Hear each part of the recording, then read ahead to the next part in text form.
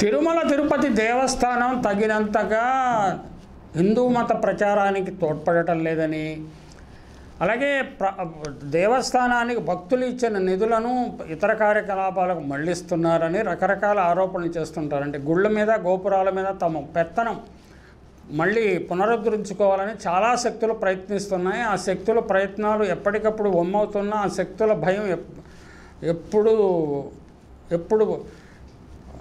పరిస్థితి అనుకూలించినప్పుడు వారు మళ్ళీ తలెత్తి మళ్ళీ ఉద్యమించే అవకాశం ఉన్నది.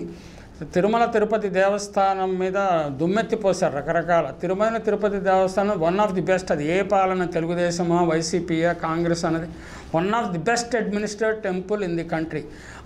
నమూనాను ఆచరించడానికి చాలా దేవాలయాలు ఈ నమూనాను అధ్యయనం చేసి వెళుతున్నాయి. చాలా ప్రభుత్వాలు కూడా దీని మీద ఆసక్తి ఉన్నాయి. తెలంగాణలో యాదగిరి గుట్టకు అటువంటి బోర్డును ఏర్పాటు చేయాలని, అలాగే ఆదాయం ఎక్కువగా ఉన్న దేవాలయాలకు అటువంటి బోర్డులను ఏర్పాటు చేయాలని కృషి జరుగుతుంది. అయినా కానీ మఠాధిపతులు, పీఠాధిపతులు, కొన్ని కులాలకు చెందిన అధిపతులు వీరందరూ ఏంటంటే గుళ్ళ మీద గోపురాల మీద తమ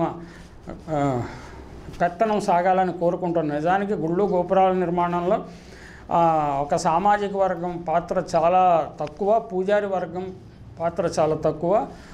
they are only paid employees of the temple నిర్మాణంలో కానీ దానికి కృషి చేసిన వారు, ఆర్థిక సహాయం అందించిన వారు స్థానిక దాతలు, లేకపోతే సామంతరాజులు, జమీందారులు, భూస్వాములు, పెద్ద పెద్ద కుటుంబాల వారు, కొన్ని కుల సంఘాల వారు చేస్తున్నారు. కానీ దుష్ప్రచారం మాత్రం తీవ్ర స్థాయిలో జరుగుతున్నది. దానికి ఈ నిస్సిగ్గుగా సనాతనవాదులు అని చెప్పుకునేవారు కూడా వెనుక నుండి ఎగసం దోస్తున్నారు. వాళ్ళను ముందు పెట్టి మిగిలిన వారు నాటకాలు నడుపుతున్నారు. ఇది ప్రజలు కొంతవరకు గ్రహించినప్పటికీ అసలు తిరుమల తిరుపతి దేవస్థానం ధార్మిక సాహిత్య ప్రచారానికి, ధార్మిక కార్యకలాపాల ప్రచారానికి చాలా కృషి చేసింది. ఇటీవలి కాలంలోనే ఇతర రాష్ట్రాలలోని రాజధానుల్లో తిరుమల తిరుపతి దేవస్థానము దేవాలయాలు నిర్మిస్తున్నది. ప్రతి రాష్ట్రంలోనూ ఒక వెంకటేశ్వర స్వామి దేవాలయం ఉండేలా చూస్తున్నారు. దానికోసం శ్రీవాణి ట్రస్ట్ నిధులను ఉపయోగించారు. ఆ నిధుల సమీకరణపై దుమ్మెత్తిపోశారు వివిధ వర్గాల వారు.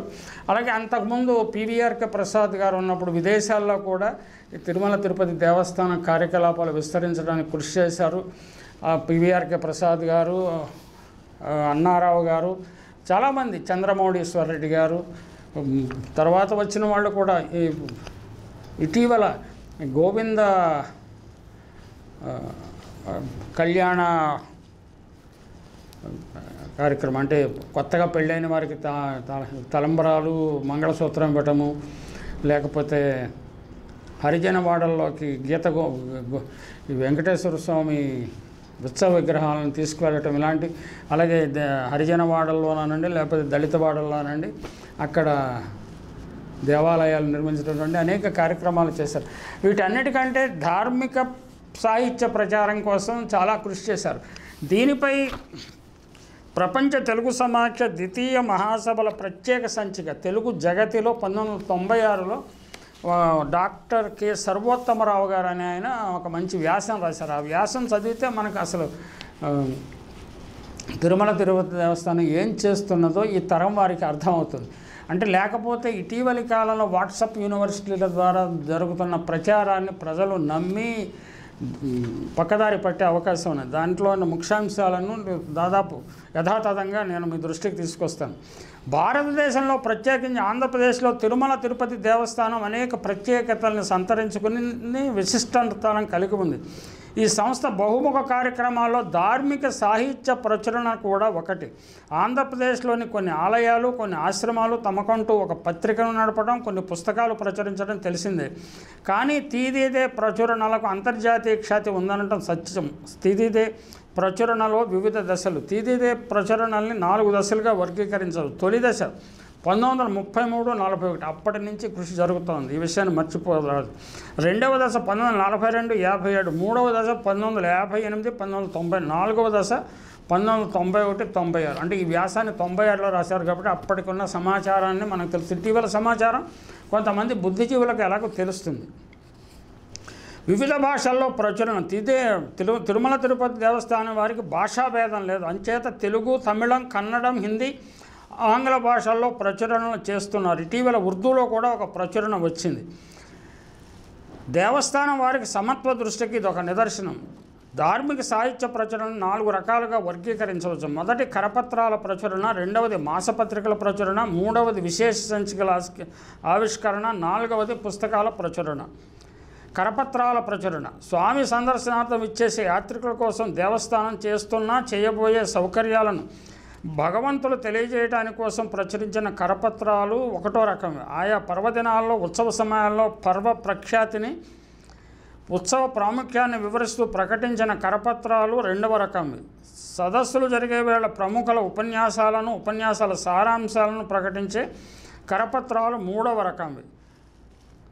దేవస్థానంలోని అన్నమాచార్య ప్రాజెక్ట్, ఆళ్వార్ దివ్య ప్రబంధ ప్రాజెక్ట్, దాస సాహిత్య ప్రాజెక్ట్, ధర్మ ప్రచార పరిషత్ సంచాలకులు ఆయా పర్వదినాల్లో విశేష కార్యక్రమాల్లో కరపత్రాలు హోల్డర్స్ రూపంలో సంకీర్తనలు, దేవర నామಗಳು, పాసురాలు, స్తోత్రాలు ముద్రించి ఉచితంగా పంచుతుంటారు.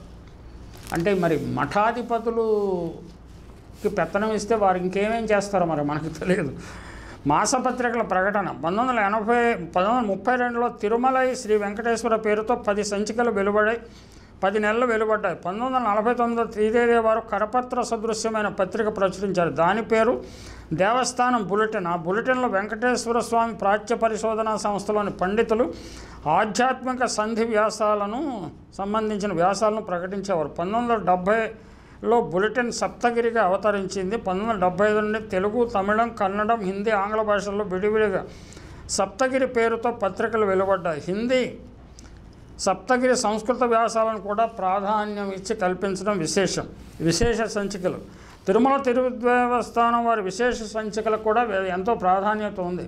1973 సంవత్సరంలో తాళ్లపాక అన్నమాచార్య జయంతి సంచిక, 1986-87 సంవత్సరంలో వేటూరు ప్రభాకర శాస్త్రి శత జయంతి సంచికలు ప్రశస్తమైనవి.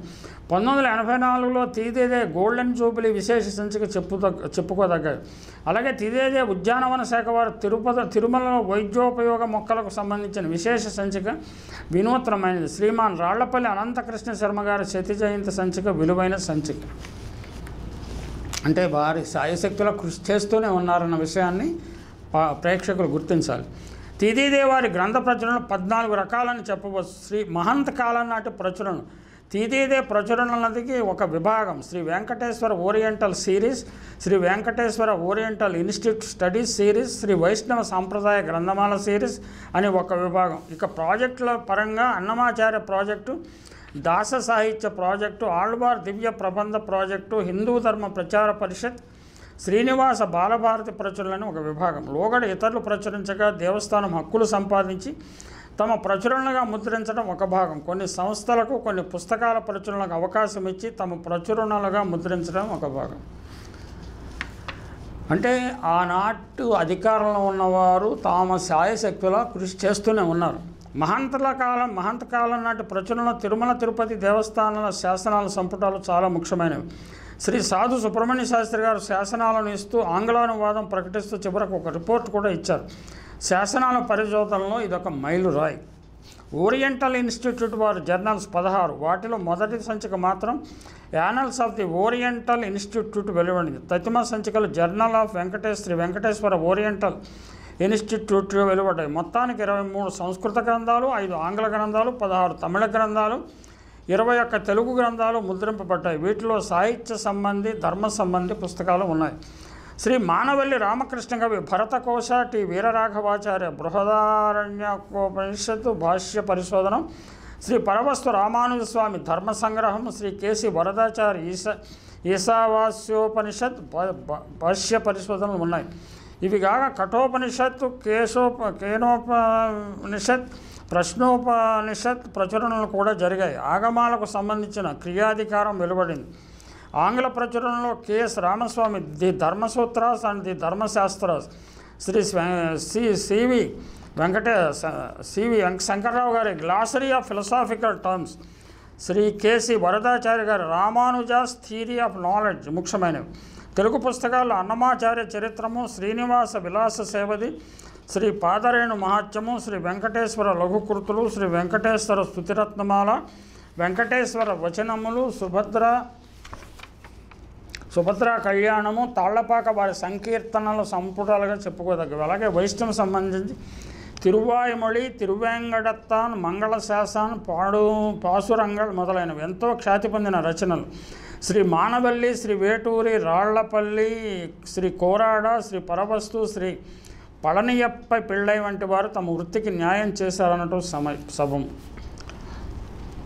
అన్నమయ్య తాళ్లపాక సంబంధి ప్రచురణ. తాళ్లపాక వాంగ్మయ సంబంధి సంపుటాలు 32 దాకా వెలువడ్డాయి. మహంతుల కాలంలో 3 సంపుటాల ముద్రితం. ఈ శ్రీ వేటూరి, శ్రీ రాళ్లపల్లి, గౌరిపెద్ది రామసుబ్బశర్మ గారు ఈ సంపుటాలు పరిష్కరణలో విశేష కృషి చేశారు. గౌరిపెద్ది రామసుబ్బశర్మ గారు పరమపదించిన తర్వాత మిగిలిన సంపుటాల పరిష్కరణ బాధ్యత శ్రీ కామిశెట్టి శ్రీనివాసులు గారికి, మేడసాని మోహన్ గారికి అప్పగించారు. ఆ సంపుటాలు పరిష్కరింపబడి ముద్రణకు సిద్ధంగా ఉన్నాయి. అలాగే దాస సాహిత్య ప్రాజెక్టు, ఆళ్వార్ దివ్య ప్రానంద project, Srinivasa Balabharati project, Potana Bhagavatam project. Potana భాగవతానికి సరళ తాత్పర్యంతో తిరుమల తిరుపతి దేవస్థానం వారు 17 సంపుటాలు ప్రచురించారు. తొలి దశలో శ్రీ నండూరి రామకృష్ణాచార్యులు, రెండవ దశలో కరుణశ్రీ గారు ఈ బాధ్యత వహించారు. ఈ సంపుటాలు నా దగ్గర ఉన్నాయి, నా లైబ్రరీలో. కరుణశ్రీ, సముద్రాల లక్ష్మయ్య, ఆశావాది ప్రకాశ్రావు, కె సర్వోత్తమరావు, టి కళానిధి, జంజాల వెంకటేశ్వర శాస్త్రి, ముదిపర్తి కొండమాచార్యులు, ప్రసాదరాయ కులపతి, నాగ సిద్ధారెడ్డి లాంటి పండితులందరూ ఈ ప్రచురణకు న్యాయం చేశారు. ఇక భాగవత సుధాలహరి, సంస్కృత భాగవత పరిశోధన పరిష్కరణ, వేద వాంగ్మయం గురించి కొంచెం తెలుసుకుందాం. శ్రీ ఏమాని వెంకట నరసింహ శాస్త్రి ఋగ్వేదం 5 సంపుటాలని, శ్రీ కృష్ణమూర్తి శాస్త్రి సంపాదకత్వంలో కృష్ణ యజుర్వేద తైత్తరీయ సంహితల్ని దేవస్థానం ప్రకటించింది. ఈ ముద్రణలో ప్రాథమిక దశలో వేదవాంగ్మయ సంబంధించిన రచనలో బొడ్లమూడి గోపాలకృష్ణ గారు కృషి మెచ్చుకోదగింది. విద్వాన్ విశ్వం గారి ప్రయత్నంలో అథర్వవేద సంహితలు 5 సంపుటాలు అనువాదాల మూలంలో వెలువడ్డాయి. ప్రస్తుతం ఆ కార్యక్రమం ఆచార్య టిఎస్ రఘునాథ భట్టాచార్య ఆధ్వర్యంలో ఇప్పుడు ఏం జరుగుతుందో నాకు నిజానికి అవగాహన లేదు. అలాగే వెంకటేశ్వర వాంగ్మయం, ఆర్ష విజ్ఞాన సర్వస్వం, తిదేదే గ్రంథాలయం గురించి తెలుసుకుందాం. మత సంస్కృతికి సంబంధించిన గ్రంథాలను ఒక చోట చేర్చాలనే సంకల్పంతో ఈ గ్రంథాలయానికి శ్రీ పివిఆర్కే ప్రసాద్ గారు ప్రణాళిక వేశారు. వేదవాంగ్మయాన్ని క్యాసెట్ల రూపంలో భద్రపరచడం కూడా ఒక కార్యక్రమం. ఈ గ్రంథాలయం శ్రీ వెంకటేశ్వర విశ్వవిద్యాలయానికి ఎదురుగా ఉంది. అనేక భాషల గ్రంథాలు ఇందులో భద్రపరపబడి ఉన్నాయి. ఎందరో దాతలు తమ దగ్గర ఉన్న గ్రంథాలను గ్రంథాలయానికి ఇచ్చారు. భవిష్యత్తులో ఈ గ్రంథాలయానికి ఎంతో ప్రఖ్యాతి వస్తుందనటంలో సందేహం లేదు. ఇక నిరంతరము ఈ రాజకీయ నాయకులు, ఈ మఠాధిపతులు, చోటామోటా నాయకులు చెప్పేది ధర్మ ప్రచార పరిషత్ ఏర్పాటు చేయండి. నిజానికి ధర్మ ప్రచార పరిషత్ ఏర్పాటైంది. తిదేవారు ధర్మ ప్రచారం నిమిత్తం ప్రతి జిల్లాలోని విశిష్ట కార్యక్రమాలు నిర్వహిస్తున్నారు. విద్యార్థుల్లో హైందవ మత విజ్ఞానం కలిగించడానికి పురాణ ప్రబోధ పరీక్షలు ఏటేటా నిర్వహిస్తున్నారు. వాటికి బహుమతులు ప్రకటిస్తున్నారు. ప్రత్యేకించి ఈ సంవత్సరం వేసవి శిక్షణా శిబిరాలు కూడా నిర్వహించారు. స్త్రీలకు అన్నమాచార్య సంగీత శిక్షణ కూడా మధ్యాహ్నం వేళ నిర్వహించారు. హిందూ ధర్మ పరిచయము, స్తుతిమాల, వెంకటాచల మహాత్మ్యం, గోవిందనామాలు, పూజా విధానం, స్తోత్ర మంజరి, స్తుతిమాల లాంటివి ప్రచురించారు. శ్రీ సముద్రాల లక్ష్మయ్య గారి నేతృత్వంలో సాగే పరిషత్ కార్యక్రమాలు విజయవంతం అవుతున్నాయి. అలాగే తిరుమల తిరుపతి దేవస్థానం గురించి తెలుసుకోవటానికి అనేక యాంగిల్స్, అనేక కోణాలు ఉన్నాయి, మల్టిపుల్ యాంగిల్స్. వాటిని తెలుసుకోవాల్సిన అవసరం కూడా ఉన్నది. తిదేదే వారి పుస్తకాల్లో రాయప్రోలు లింగన సోమయాజి ఉపనిషత్ చంద్రిక, కల్లూరి చంద్రమౌళి ఆర్ష సంస్కృతి, జటావల్లభుల భారతీయ వైభవం, మడికి సింగన పద్మపురాణం, సరిపల్లి విశ్వనాథ శాస్త్రి స్కాంద పురాణం సంపుటాలు, ఉషశ్రీ భారత రామాయణాలు, ఇలపావులూరి పాండురంగరావు రామాయణ పరమార్థం, ఎస్ రాధా గారి భారతీయ తత్వశాస్త్ర అనువాదాలు, భల్లట దయాశతకాలు, వేమన పద్యాలు, మూక పంచశతి, ఎక్కిరాల వారి కళ్యాణ సంస్కృతి, రఘునాథాచార్యుల సప్తపది, మంచాల వారు కూర్చున్న త్యాగరాజ కీర్తన సంపుటాలు, తాళ్లపాక పాటలు, కొండూరి వీరరాఘవాచార్యుల శిల్పకళాక్షేత్రాలు ప్రసిద్ధమైనవి. ఆంగ్ల గ్రంథాలలో 108 వైష్ణవ దివ్య దేశంస్, ది తిరుమల టెంపుల్, తిరుపతి, శ్రీ వెంకటేశ్వర విలువైన పుస్తకాలు.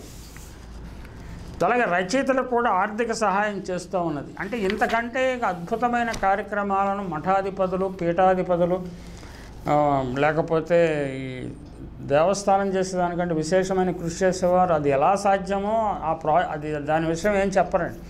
ఏదో ప్రస్తుతం జరుగుతున్నది బాగాలేదు, మా పెత్తనం ఇచ్చేస్తే మేము బాగా చేస్తామని చెప్తారు. దానికి డీటెయిల్డ్ ప్రాజెక్ట్ రిపోర్ట్ ఉండదు, డీటెయిల్డ్ కాన్సెప్ట్ పేపర్ ఉండదు, ఏమీ ఉండదు అనమాట. ఊరికి లొల్లి చేసే శక్తి మాకు ఉంది కాబట్టి మేము లొల్లే చేస్తామంటూ ఉంటారు. అసలు విషయాలు ఏం తెలుసుకోరండి. అది మన దురదృష్టం, మనం ఏం చేయలేం.